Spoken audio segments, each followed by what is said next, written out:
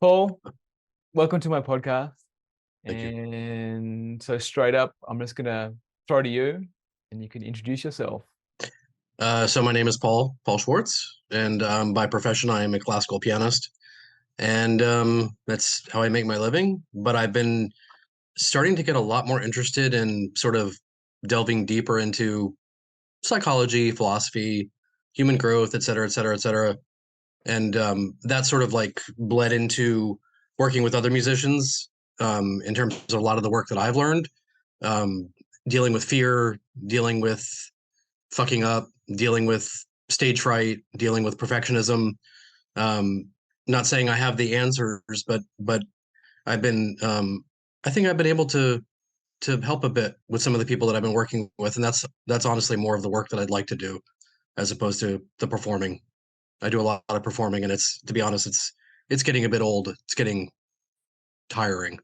Mm. So I really enjoy the one-on-one work and just enjoying spending time with somebody else and digging deep and having a just having a nice conversation. And typically I enjoy that over good food.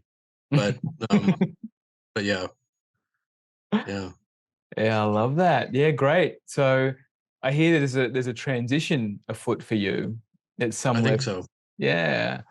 So talk to me about this, your journey. So you're a classical pianist or is Yeah, pianist? Classical. yeah.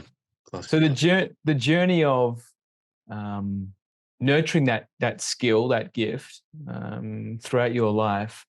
What have you seen in that world that requires you to be a certain way? Hmm. I would say it's pretty much like anything else in the sense of um if someone wants to do quote unquote their best, if I want to use those terms, I think self-growth work is imperative. And I mean, I think we tend to, I'll speak from a musician's perspective, at least a lot of the musicians that I work with, it seems to me from my perspective that they think they can sort of separate out who they are in everyday life as who they are as musicians. So for example, if I have a fear of vulnerability, that fear of vulnerability is not necessarily going to just disappear when I get on stage. And I think a lot of musicians somehow think that won't affect what they do with music making. So I think it's like anything else. I mean, I think if we're not being authentic, if we're not operating from a space of integrity, I mean, as the saying goes, what's that saying? The way we do one thing is the way we do all things. So it's sort of like that. If we're coming from integrity, we're coming from integrity. Period. So that's the way I look at music making. And I mean, definitely, I didn't come from that. I mean, I came from being obsessed with it, from being again a perfectionist, from being so frightened of screwing up. And but I finally like realized what my motivations were for even choosing music. And those were I'm not I'm not being hard on myself about it, but they were to be validated, to be seen, to be loved. All those reasons. It was so little about music making. It was about me. So it's like so if we don't uncover that, then obviously then we're a puppet to those, strings pulling us, the strings of perfectionism, the strings of, I want you to like me. When we have those subtle agendas, it how can it not affect what we do? Perfect. Yeah, I hear that the subtle agendas of wanting to be perfect and master an instrument and how that plays out in our life. Like when we're trying to do something or take on an aspect of ourselves that we're not ready to embody. So we're split. There's like an integrity split of like, cool, I need to be over here, but I'm really actually over here. Yeah. And there's so many instruments to choose from. And the piano, when I think of the piano, I think around it's very control. There's an element of control. There's all the keys. There's a strict limit of ranges that you can go to, and certain key combinations that you can use to take somebody somewhere, like in their body and in their emotions. So mastering the piano for you, where did you see this transition between um, there's something that I've learned in mastering this skill that I can now show other people what else is available to them. I think a lot of it has been My big thing, which I'm still exploring and I don't have the damn answer to, is, I mean, how do we make music? I mean, how do we truly make music? How do we communicate? How can we be a pure vessel? You know, um how can we communicate that in which we're feeling, and in being the interpreter, and do that in a way that doesn't get in the way of that translation. And I mean, again, I'm not saying it's that I've explored everything, but I think a big thing is we need to embody that in which we're wanting to communicate. So for me, I won't say I've developed a bit of a sort of structured something, but I sort of have. But really, it's moment to moment. It's life. It really is life. I mean, it's moment to moment to moment, you know, being with the unfolding of what is. And what I mean by the unfolding of what is the music that's happening, the music that I'm playing moment to moment to moment. I'm not a composer, so I'm always performing other people's works. But it's however I interpret that, however I feel that comes through me. And I feel like the only way that I can share that is if I am that. So that's sort of what, you know, if I want to say closer to mastery. Um, you know, but that's my real bugaboo, is exploring that, and seeing if I can even push the edges of that. Like, what does it really mean? So I sort of take a little bit from uh mirror neurons, you know, that whole idea of in neuroscience. And so but then again, it's like, how do we really know that they're getting it or they're not getting it? Mm. So it's an ongoing process, but that's what I'm sort of playing with. Yeah, yeah, I hear this embodiment piece coming through you. So when you're playing something, and like I know when a guitarist plays something, they tend to like do weird mouth movements like this, Mm. like that. They're like Yeah. really getting into like a riff. And then for you, like in your embodiment of when something's coming through you, like what comes through your body? Like what are the other mannerisms that come through you when you're really in a piece? That's a good question. I mean, I would say, I mean, if I'm trying to be as objective as possible, I'm pretty quiet. And I mean that, you know, I mean that bodily in a way. But you know, if something definitely touches me, you know, I'm sure the grimace, you know, the angst, you know, it that's translated, it's translated here. If you know, if you could see what I'm doing with my hands, it's translated that way. It's like you're really caressing the keys, and or again, if you're banging the shit out of the piano, because there's this huge orchestral, like, you know, chords, and it's angry, you know. So it's definitely, I mean, I'm actually really curious. I mean, it is a great question, because I'm really curious actually how I'm seen, because I don't know. I really don't know. And I probably don't record myself maybe as much as I should to really see. But that's how I would say, like, the grimace, the like you know, sort of like the making love, you know, like the bedroom eyes, you know, that kind of a thing, I would say. Yeah, beautiful.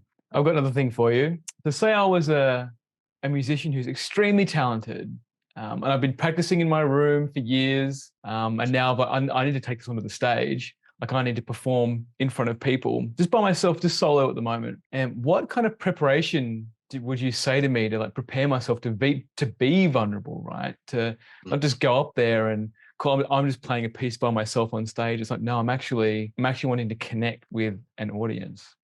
These are good questions. I appreciate this. I mean, well, let me get some ground basics Great. first. Yeah. How established are you at your instrument? I mean, are Okay, you? great. All right, great. So let's say I'm 3 years in.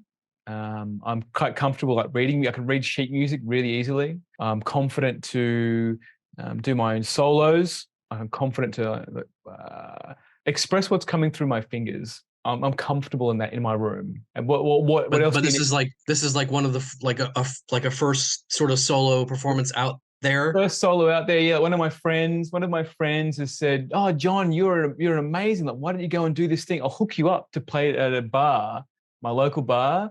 I know that the pub owner. He's more than happy to have you out there. So yeah, this is it. I mean, the first thing that comes through me, and it's so bloody cliche, is I would just say to be as much in the moment as you can. And then again, I would probably add, I mean, one of the techniques that I sort of try to use with people, especially when there's a lot of rumination and there's a lot of like self-braiding, thoughts going on, is literally using music making as a mindfulness practice, in the sense of thought comes through, breath, bringing yourself back to moment, bringing yourself back to what you're actually doing. And I probably would recommend something like that if they notice a lot of self-talk, a lot of, doesn't even matter if it's negative self-talk, but a lot of self-talk, just breath. That is probably what I would. And then maybe if I had to throw in something else, but not wanting to overwhelm them, I would probably just say, feel what you feel and simply be that. Yeah, be that. Anger comes through, be anger. Bliss comes through, be bliss. Mystery comes through, be mystery. Just allow you to be the unfolding. Wow. Yeah, I love that. I can feel that too. I just allowing myself, if I'm anxious, just be anxious. If I'm Yeah, afraid, just be afraid. yeah, Like I can feel the temptation to want to like, I'll have a drink. I'll have a drink beforehand, you know. yeah. Just a quick shot of something, you know, to eat to calm my nerves. And what would you say to like a muso that does find like they need something like a stimulant or something to kind of get them on stage or get them into flow? Hmm. I mean, I can't say it's something I recommend personally. I mean, I've tried it, but it hasn't. I haven't found that it's been helpful. I mean, I tried Inderal. I tried beta blockers. No, I'm lying. I've tried other things. But I can't say that I feel like they've been really that helpful. It's a tough one, because I mean, it's the same thing like sort of talking to somebody who's depressed. It's a process like anything, and you don't, of course, you don't want to throw a quick fix, but at the same time, you want to be supportive, and they might need that support to get through to the next step. So I would probably just try to encourage, if they really did feel via gut instinct to do that, that to explore all the other aspects, whether it's psychological, philosophical, spiritual, all the other components of that, so that they could, again, come from a place of unadulteration. Mm. Yeah, thank you. What I hear in that is, if you're having this stage fright stage fright issue, becoming aware of what options are available to you, from Yeah, being in the breath, from maybe you do need some kind of stimulant supplement, or a beta blocker or something, and then see if it works for you, and be honest with yourself if it works for you. yeah, And if it does work for you, great. If it doesn't work for you, then well, put it down and try something else, because there is something that's going to work for you. You just got to find what it is. yeah. Even though I do think, like, I know a lot of people that have not explored the options that are available, and they simply want the quick fix. A lot of orchestral musicians, I mean, top-notch orchestral musicians, use beta blockers, and I feel like, for me, it made my playing feel very sterile. Right. It made me just feel, I don't know, probably too much in control in a way. Yeah, interesting. So yeah, I hear there's a containment. There's so much wanting to come through you and through the instrument, or out in there, out to your audience. There's like, I can't contain this, so like let's numb it so I can control it. But then the cost, what I'm hearing, the cost is like you're not only are you muting your creative expression, like you're muting like a section of yourself, like who you are and what you Oh can be, yeah, your deliverable. Like, well, I'm getting goosebumps right now just speaking to this. Like there's if the top tier performers are limiting what their potential is, like what it would be yeah, like if they could be unleashed and just be everything that they are in the moment. yeah. Yeah, but there's such. I mean, it's tough. I mean, it's really. I mean, when you think about like top orchestral jobs and those positions, and literally, I mean, there is such projection put upon them to be perfect players, and again, these guys are, that's what they're striving for, and really nothing much beyond that. Of course, this is my limited perspective in terms of a lot of the ones that I know. Not to say that they're not great musicians, Totally. but I mean, in that context, in that capacity, it's really like, I mean, they have to almost play note perfect. Yeah. So Wow. Well, my heart, I can feel this, my heart contract, and there's like a lot of anxiety in me right now. Like they have to get it right. You have yeah, to get it right. And like yeah, and people are listening for you to get it wrong. Right? So your default is, yeah, cool. We expect you to get it perfect, but if you get it wrong, yeah, you're going to hear about it. yeah, yeah, Wow. I mean, I've dealt with that a lot. I mean, that's one of the things that I had to really deal with my own fear in terms of, I mean, once I sort of tore through the layers, The top layer was I'm scared to fuck up, but the bottom layer was I'm scared to die. So I mean, that's really, I mean, like the unconscious part of that was really fear of death. But the quote unquote conscious superficial aspect was I don't want to make a mistake. I don't want people to think I'm not good. Yeah, wow. So yeah, Well, yeah, I love that we've segued into death. This is perfect. It's like what I hear is being able to step up into your performance and knowing that you could die on stage at any moment. You could die. Like, this is like I could fuck up right now, but I know I've got the skills. I've practiced. Like there's this. I'm giving it my all right now. Here's the moment I've been training for. Here's my moments I've been training for. 'Cause yeah, when I relax into, yeah, I could die right now. I could something could break on my instrument. A page could fall off, whatever. Like I could yeah, sneeze, I could like yeah. pass gas or something, like there's this Anything goes. anything goes, just the human meat suit. And Yeah, I could die right now. Wow. And how that impacts your reputation, right? It sounds like big. reputation is like you got to have the primo reputation. Yeah, yeah. I What's mean, the it's a you go. no, no, no. Go ahead.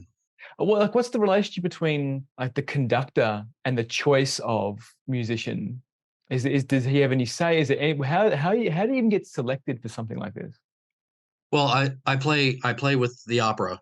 That's one of my gigs is playing with the opera. So occasionally I do play in the pit. I do play in the orchestra.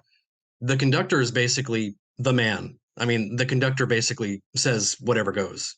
You don't really have a say. You're playing what's on the page. Again, you're playing the notes where they're supposed to be played in the right rhythms, and you're following God. That's really, I mean, because he's singers are up here on stage, the pit is below here with the orchestra. He's controlling all that, literally all of that. I mean, it's all weighing on him. So there maybe in orchestral playing, I mean, like, not opera. He still is the guide. Ultimately, he's the inspiration. But that's the thing about orchestral playing that I'm not really. And if you listen to orchestral players, there is a bit of that sterility. There is a bit of that, like, I don't have my own agency. I don't have my own volition. It's sort of like I'm handing it over, it's like your will, thy will be done. Yeah, That's yeah. sort of what it is. So, and it's definitely that with opera. Wow, wow, wow. And I hear the pressure on him as well, the conductor, to Oh my perform and God. be perfect. Wow. Oh yeah. Cause I Wow. mean, things could easily fall apart if he's not on top of his game. Yeah. Wow. Yeah. Yeah, right now, just hearing you speak those words, like I'm visualizing myself as a conductor and like having all this, the pressure and the weight of whatever the like the executive producer, the director, all the singers and then all the orchestral stuff. Like everyone's relying on me to like guide Yeah. this thing, like pilot this ship. The pre-preparation to come up out on stage. My dress correctly. I got people behind me. Everyone's watching me as well. Like Yeah. wow, like this, my back is like I can just feel my back is like cramping up. Yeah. Yeah, Yeah. wow. So how do it sounds like really high pressure type lifestyle.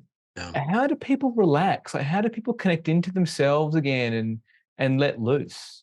Again, another good question. I mean, well, actually, I want to throw in this is my lightly held theory, and because of the knowledge that you have, you probably can either attest to this or call me out on it. I've noticed how, and I don't know if this falls across the board in terms of like whatever vocation or job people choose to do or career, but I've noticed a lot with musicians, but I would say mostly conductors. It's almost like we're trying to maintain a level of neurosis. And it's like we try, it's almost like, again, maybe unconsciously, we choose our profession that allows us to maintain that neurosis. So it's like, I mean, you wouldn't believe the control freaks that are conductors.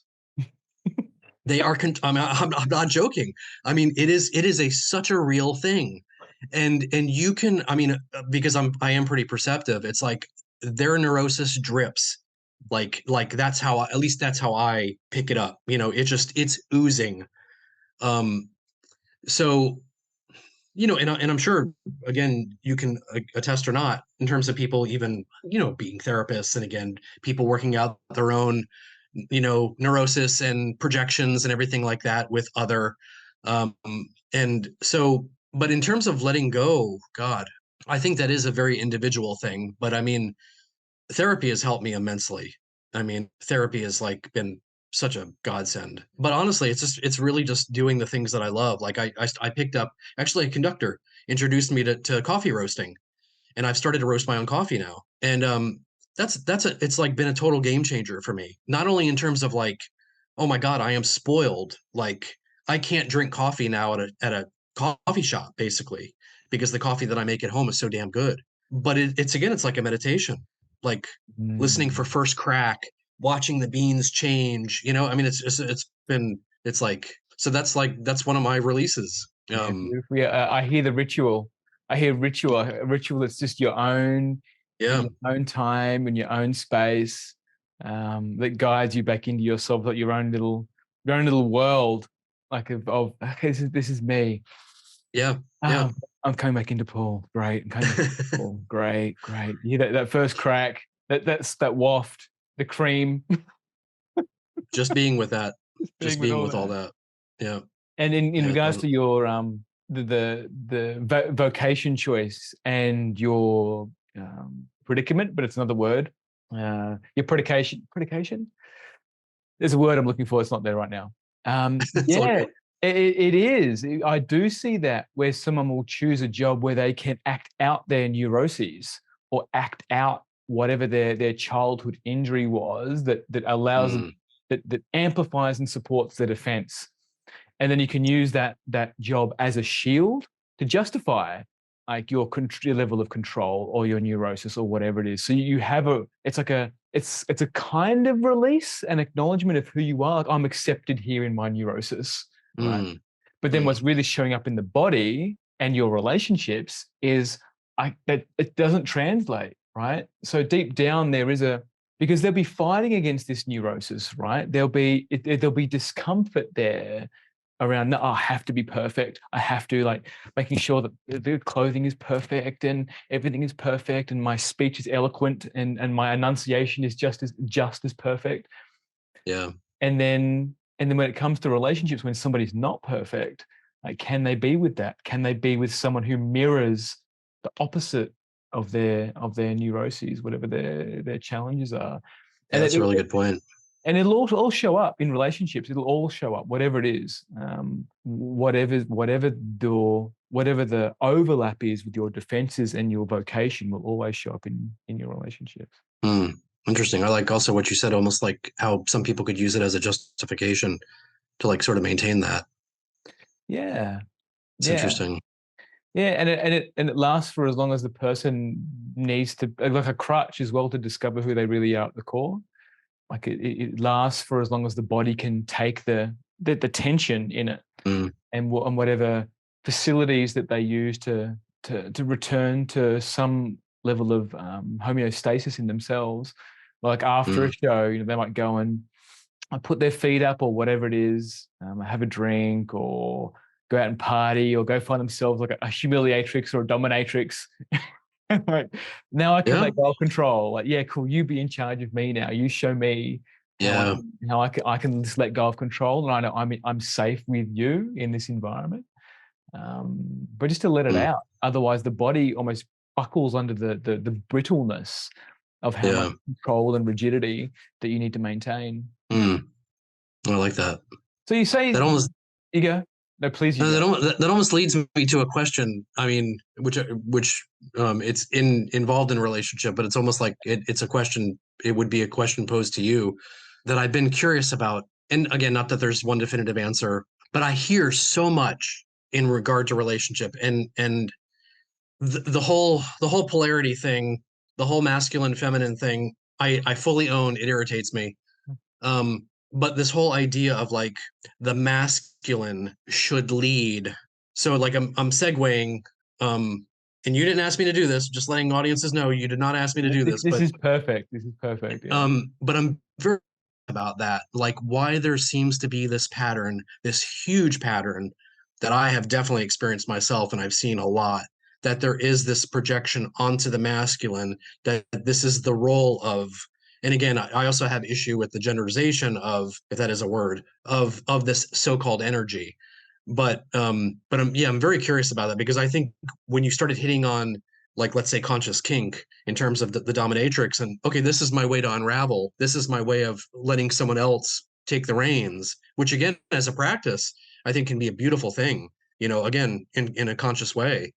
But yeah, curious about how your perspective on that, with just seems like to be such this pattern. Yeah, I think at the core of it, people are looking for a system to avoid owning who they really are at the core. Mm, And mm, polarity fits in with that. Like, okay, mm. cool, a man in a man's body. Yeah, great. You must lead now as a man. I'm like, okay, cool. I have to lead.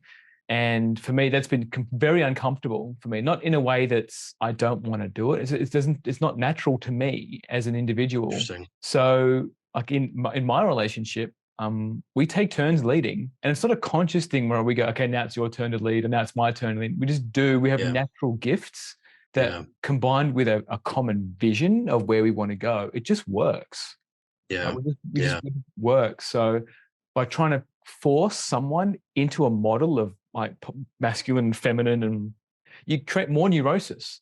Like, yeah, again, it's someone who is very rigid would love that system because it justifies all of their neuroses about how a man needs to be and how a woman needs to be, but avoiding at the core. But when you were a child, even in the moment of conception, you're already being conditioned by your environment. And there's a version of you that exists outside of all of these systems of masculine, feminine, whatever.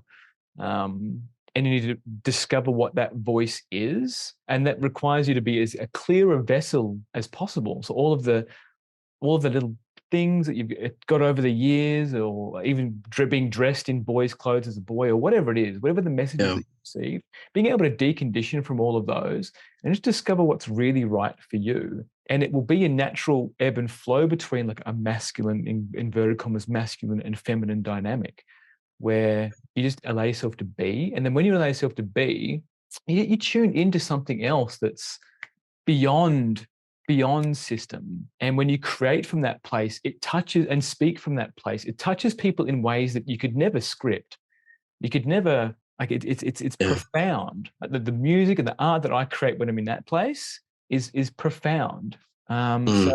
again, in summary, it's a reiteration of neurosis. And I think I it's was got, actually yeah. I was quite touched, actually. I mean, my eyes were welling up when you first said what you said, because I mean, part of that is like, well, it's sort of confirmation of what I feel deep inside, in terms of, like, exactly. Can't even paraphrase it, but you said it like perfectly, in terms of how I feel about it. It's like someone not really wanting to take ownership of who they are, and but I'm amazed how much this has become seemingly epidemic.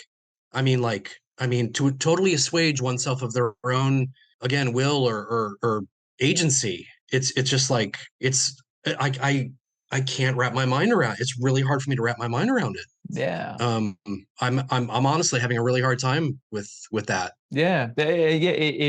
I think what's happening, it's part of the journey to the evolution of consciousness, to look at things that we've gone too far.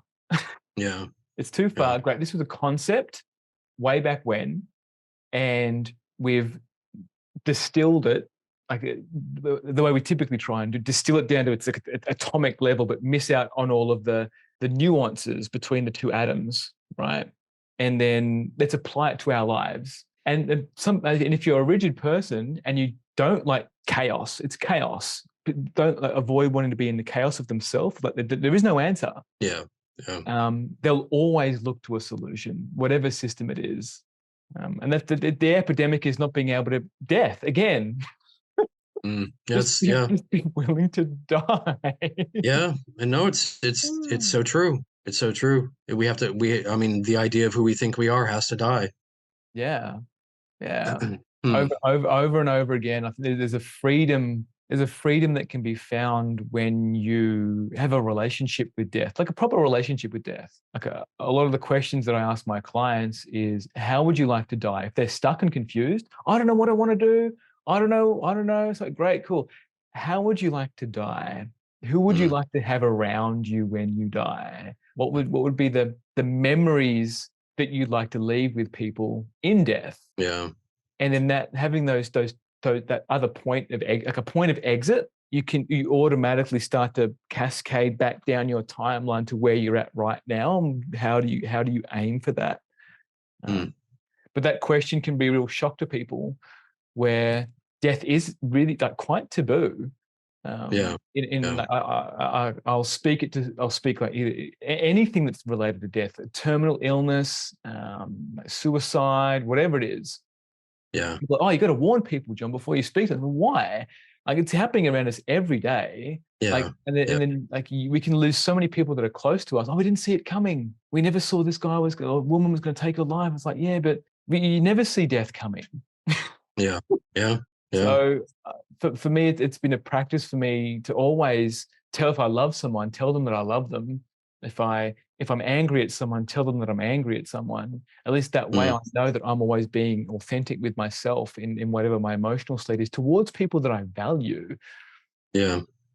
Otherwise, I'm living a half life. I'm like I'm afraid to be vulnerable. I'm afraid to express what's really there for me.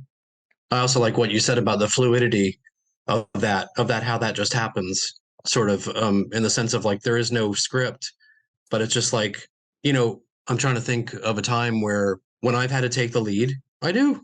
It's a no-brainer. I mean, when it's contextually quote unquote right, it happens. It just simply happens. But it's not like, oh, well, wait a second, I have a penis. I am male. I have, it's what I should do. um, yeah, yeah, it's fascinating. It really is fascinating. And like you can go to a men's group and you'll be surrounded in a room with other people with dicks, and they all want to lead. And it's like, well, you can't all lead. That's not how it Yeah, works. Someone needs to take the lead, and sometimes that leadership is given to the person or it's consented. But if you're in a mass of people, and the dynamic that plays out was, oh, no, I can lead because of this is my credentials. I've got a master's in management. Okay, great. So, but that doesn't mean you can lead, yeah, right? So, and there's all these nuances that come up where our mind will want to justify how we should lead or shouldn't lead. And yeah, in that example, that when it's time for me to lead, I'm like, yeah, there's no question. There's an embodied authority that comes through me, and then I'll know yeah, when it's complete. I'm like, cool, put my yeah, leadership hat on, go do the thing, and now it's time to take it off and like go make some coffee or whatever it is. It's like yeah, now it's time for me to put my feet up. But yeah. my default state is a net feminine state where Mm, I'm in either in contemplation or I'm still, and then I know when I need to act, whether it's like create podcasts, whether it's create a to-do list, whether it's go reach out to clients, whatever it is. But for the most time, I'm feminine for most mm, of the time, and that gives me my vitality. mm, When I wake up and I push, like I've tried this. I'll push, wake yeah, up, do my exercises, like do my thing. My body becomes sore and brittle, and I cannot be present. I get really impatient with people if they're not in my schedule. But when I'm in a bit more of a flow state, I have so much time for people, and it's those conversations when I have that time that change my life and their life. mm, I was like, cool. mm, I go to the corner shop and sit down and have like a chai or a muffin or whatever it is, and I'll just meet someone there. And those conversations what reminds me of what it's like to be human. Like, oh, yeah, this is yeah, connecting with people. This is what it's like, and beyond um, the superficial conversation, like what's really underneath all those conversations. yeah. Reminds me of a conversation I had with a woman a few weeks ago. I was introduced to her by the local cafe owner. Became a father late last year, and Mm, she said, "Oh, I had a son a few months ago. Now I'm going back to work, but it's really hard for me because X Y Z X Y Z. Like it's hard for me to be in this job." And I thought, "Have you ever thought about starting your own business?" And we've had a conversation around her wanting to start her own business and where she's at with that. So for me, there's when you authentically speak in whatever state that you're in, whether it's masculine or feminine, the outcome is beyond what the system tells you that you should be doing. Like, oh, I'm a man, I should just strike up a conversation with this woman. No, when I just left mm, the space, I was naturally introduced to her by the cafe owner. And there's a thread. What I hear is like there's a thread of um, like intuitive, instinctive nature that you can touch on, and when you start to be the vessel for that, like your life is different. Life is Yeah. very different. And what's your Yeah. experience of just trusting that flow? And I mean, I know what you're pointing to, no doubt, no doubt. I guess I would like to say that I'd like to be there more often. And it's interesting because I'm working a lot now with like sort of limbic brain and a bit of dealing with sort of some generalized anxiety and stuff, and that's obscuring that a bit. It's obscuring that thread, but I know exactly what you're talking about. And it's effortless. It's absolutely effortless. It's just simply a matter of oh God, what is? I mean, there. I don't even think of it as a doing. It's. I would say it's just more of an allowance. I mean, there needs to be a level of awareness out there, but it's simply an allowance. But yeah, I'd probably like it to happen more often than it is currently. But I think again, that's a lot because I'm just this uh, generalized anxiety that I'm currently dealing with is sort of obscuring that. mm, So, and I'm working with that, but it's something that I had COVID. Well, I'm not sure if I had it twice, but I had it end of 2021, and I had a bout of something last year, and COVID messed me up a bit. right. I think it did some funkiness with the brain, and not exactly sure. Sort of still like again, it's been a while, but I'm still trying to sift through whatever that is. But it did a bit of a number on me in that way. What somatic symptoms are you experiencing? Faster heart rate. Yeah. This feeling of I call it ennui. This feeling of I feel like I can't take in enough air, and I feel like I have to really make a concerted effort at times to to fully allow a full breath in. Wow. But I would say mostly pounding, faster heart rate, and then a bit of brain fog and sort of lack of clarity at times. Yeah, wow, Paul. Yeah, right. So yeah, that fasting heart, that fast heart, automatically putting that body in that anxiety state, and the shallow breath, like not being able to take that, like introducing panic and other like sensations, and the mind fog too. Of like, oh, Yeah, I can't get, I'm unable to get clarity right now because I'm not having full access like I used to. Wow, that would be incredibly disorientating. Yeah, wow. yeah. It's unfortunate because I mean I know a lot of people that have had it a lot worse, but it definitely there was definitely a shift after COVID. Mm, So yeah, I'm still trying to figure all that out. And it's actually it's affected my playing a bit because right. I feel like I'm a bit hypersensitive.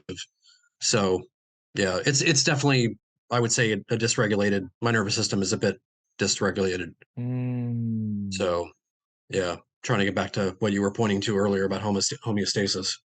Yeah. Wow. It's a real challenge when there's something else that's happened to the body and it's thrown you off kilt, like off tilt. Yeah, How do I get back to where I was? Yeah, right now. If that happened to me, like I'll be frustrated because I'll be like, fuck, like, I was in a zone before, and now my body is betraying me. There's like this, like, what do I need to do? What supplements do I need to take? What exercises yeah, can I do? Like, what can I do to clear this from me? Um, yeah, yeah. I'm well, in the process of all that. yeah, right. It sounds like it's almost like I took care of a woman for a few years who had a chronic illness. And there were so many times where she needed to die to who she was. And she'd flick through photos of her like in her 20s and when she's running around on the beach, and now she's like bedridden. And it was a real challenge for her to be with where she was at right now. Like so much grief Hmm. to be with all of that, and the frustration of the medical system too, where there's didn't have answers. Yeah. Oh Um, yeah, big time. yeah, I think you're right. I mean, this dying to because I'm there has been a lot of stuff also that's come up through the therapy. Like for example, again talking about dating relationships.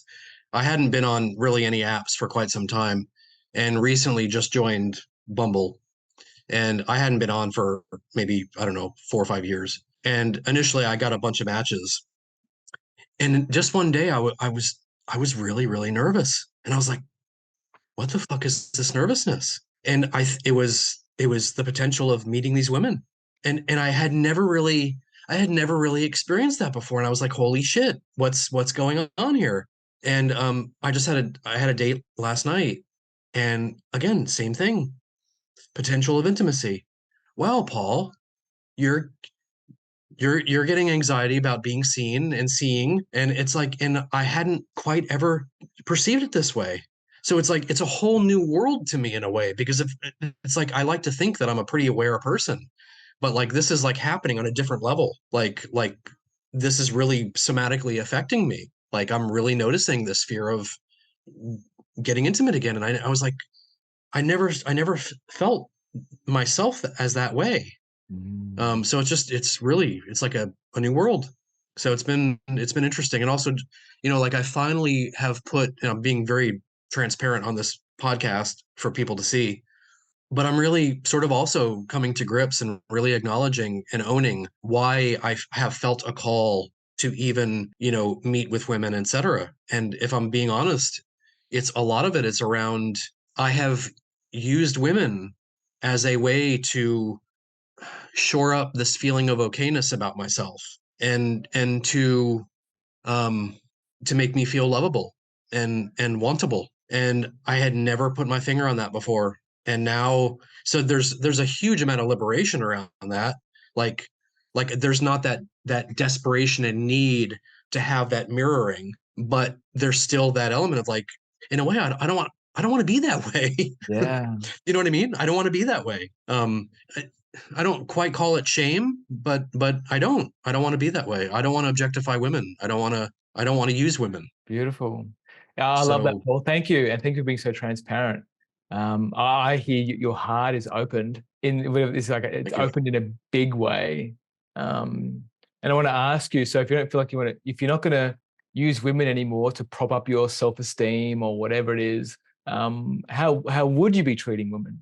Well, I really do think, and again, I hate to use anything as an endpoint or a conclusion, but I really do think what I'm striving for, if I want to call it that, is for healing, for healing of myself and other, but to really try to mirror the other in a pure way, and striving to unconditionally accept and love them is really what that's my sort of, if I want to call it, new purpose in that whole arena. But really about healing, I think, because I think it's necessary, and I think it's deeply needed. Yeah, I totally agree. Yeah, So I heard you say healing, and what I also heard in that was remembering, like remembering that, oh wait, you're showing me parts of myself that I don't love yet, and vice versa, and yeah, I'd love to work on this together. Like you're not my therapist, but I do want connection. Like I yeah, do yeah, want something here. There's something that's worthwhile speaking about and moving forward together in something. I don't know what it is, but that's beautiful. It is yeah. needed, solidly needed. And Uh, also, I appreciate. I mean, again, I feel myself being moved. I appreciate the mirroring from you as well. Because I can feel that. So I thank you. yeah, That's you're welcome. it's touching. Yeah, you're welcome. Yeah, I really, I love hearing you speak. There's something in your voice that's very reassuring, and there's a vulnerability that I can hear in your voice. It's like I don't have the answers, and I'm willing to look. Like I don't got the answers, and I'm willing to look. It's like Oh yeah, yeah, that humbleness and curiosity and excitement. I'm like, yeah. okay, this is right. Here we go again. Like it's great. Yes, awesome. Let's do this. Here we go again. Yes, that's apropos. Yeah, definitely. Yeah, big time. Yeah, because I Paul. mean, in talking, I'll shut it after this. But after Yeah. the date, we were both talking about that, like about just like, why can't we just be, accepting of our humanness and our imperfections, and just, love each other that way? Like, why is that so freaking hard? Why? It's just, again, I see so much, like, the checklists and the narrow mindedness of, like, only this one thing can give me that in which what I'm looking for. It's just sort of, and it needs to be a man who's 6'2", and it's just yeah, it's fascinating. It really is fascinating. And I hear death again. I'm like, die to your control. You don't Mm-hmm. really know what you need until you've got it, Mm-hmm. right? So this person could be like in Bumble, for example, you get a great match. He looks really good on paper, blah, blah, blah, blah, blah. You meet in person, there might not be a connection, right?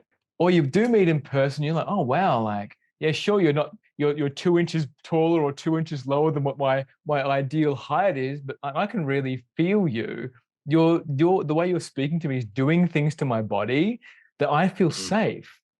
Right? I Yeah. feel safe listening to you, speaking to you, and then if it escalates into physical intimacy, there's another death. And then after the physical intimacy, there's another death. And then the concept of whatever you thought the relationship was from Bumble to now is also another death.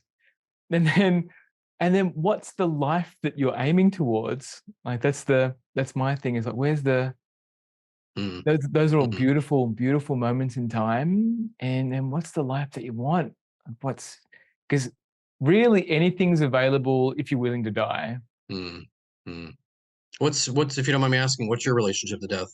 Yeah, great. So my relationship with death is I surrender. I've surrendered so much to life. It came to me very early. My granddad died when I was about 7 years old, and he was like a surrogate father to me. So my dad worked a lot. I spent so much time with my granddad, and we flew out from England when I was 5 years old, and those first like 5 to 8 years was spent with my granddad as being the father figure for me. Like there was an unconditional love with him. And when he died, I was devastated, and that was the first moment I felt like I'm never going to see this person again.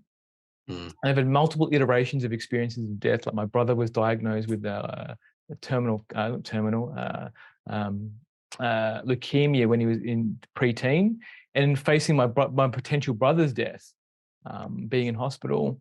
And then when I started doing more of this inner work, death of my identity over and over and over and over and over again.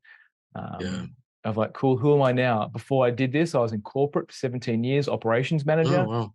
And I'm like, yeah, cool. Like I'm an operations manager. Look at me with all of my credentials here and all the Yeah. skills and all of my achievements and accolades. And then in my relationships, it meant dick. It meant absolutely nothing. Like in my Mm. relationships, because I couldn't relate to people. I was emotionally disabled. Uh, Wow. so I needed to die to that identity of being an operations manager and having all these credentials. So cool. I'm starting on the bottom of the bottom of the rung of the ladder again, Wow. and then taking plant medicines as well has helped me with death, knowing that I don't know what's going to happen to me, but I'm going to change. And then the people around me. So with identity changes, knowing that when I'm changing my identity, the people around me are going to potentially change as well. So there's security around friends and family, and whenever they want to remind me of who I was, that's not who I am anymore. Yeah. I'm no longer the John that had the credentials of the corporate job and owned his own house. I sold my house to pursue what I'm doing now, Mm. and being able to die to anything that is not serving me, and then in a sacrificial point, knowing that if I do need to step into a place to protect my family, that I will be willing to do that, and that my body in itself is just an expression of something much bigger. Yeah. And if I'm always Yeah. trusting that thread that I'm listening to, it's like, yeah, cool. Like John, the vessel that is John will die. And whatever ripples that he sent through consciousness will always be there. But however, this meat suit will just be no more. Yeah. And then I'll incarnate again as something else. I won't necessarily remember John, but I'll just be another expression of the divine and so on and so on and so on until we reach whatever that endpoint is. Mm. Can I ask? Because I know maybe you don't remember. I mean, it was a very brief talk because I picked out a little bit of like some of the foundation of your work. Like I'm guessing again, but like Lowen, is it Reich? I mean, would you Yeah, would you? Reich, Lowen, and Parakos, the main Yeah, the three main players. Yeah, Alexander Lowen, Wilhelm Reich, Yeah, who was the last one you mentioned? John Parakos. Oh, got it. Yeah, yeah, yeah. Well, I don't know too much about Reich. I think I've read most of Lowen's books, but I find that stuff such beautiful work. Yeah, And again, I mean, the fact that we try to even if we even think that we can separate out body mind, I mean, so the fact that it definitely didn't start there, but it was definitely a evolution of that. Yeah, I think it's beautiful stuff. totally. Yeah, Alexander Lowen, some beautiful, and him as a man. Like if you watch some of his videos, such an open-hearted man, and Mm, he gets the human condition. Like he gets it in a way that you can't help but open up to him mm, because his compassion for everything that it means to be human is present. But mm, all of his books are incredible. From um, a betrayal in the body, and there's all the things. It really speaks to the crux of where we think mental illness is. Like, mm, but it's we've missed something. Where we've gone on a tangent, assuming it's all brain and all brain chemistry. But there really is a body tie back, like in the armoring and your character, what he refers to as character, where mm, your bodily defenses appear in your body as a character. So when you're describing the conductors, like I can see someone who is like almost perfectly symmetrical and rigid, uh, with movements that are not they're not fluid in a way that you would expect in someone who's slightly more relaxed. yeah, But it shows up like who you are as a child. It shows up as who you are as an adult, unless you want to get some deep tissue massage or do some body work. interesting. Mm. I tried reading Prakos's book. I didn't have an easy time with it. Yeah, Parakos and Eva's work, they went on a tangent. Mm, So I found it, my mentor studied under John Parakos. So I mm, got a lot of inside line technologies on core energetics and bioenergetics and Reich's characterology. But yeah, very interesting man. And yeah, he took his work on a tangent that this didn't appeal to me anymore. But Lowen's work, super grounded, and heart focused. And then Reich mm. as well. Reich went on a tangent as well. Reich went off into like his orgone and energy Yeah, work. yeah, yeah, yeah. So, but his initial work on the relationship between body and neurosis, um, groundbreaking. Oh, interesting. Okay, I'll have to dig in that. It's thick, like it's old German translated into English, and Is that would that be his character analysis book? Or character analysis. Yeah, okay, yeah. okay, So it's a it's heavy reading. yeah, Otherwise, I prefer Lowen. He's much a bit more human. yeah, Yeah. yeah. Well, no, I feel you. I feel Paul, you. is there anything else you want to share or ask me? No, this has been great. God, I didn't realize you were going to throw such great questions at me. Um, no, honestly, nothing else is popping up right now. Fantastic. But really, And really, really appreciate it.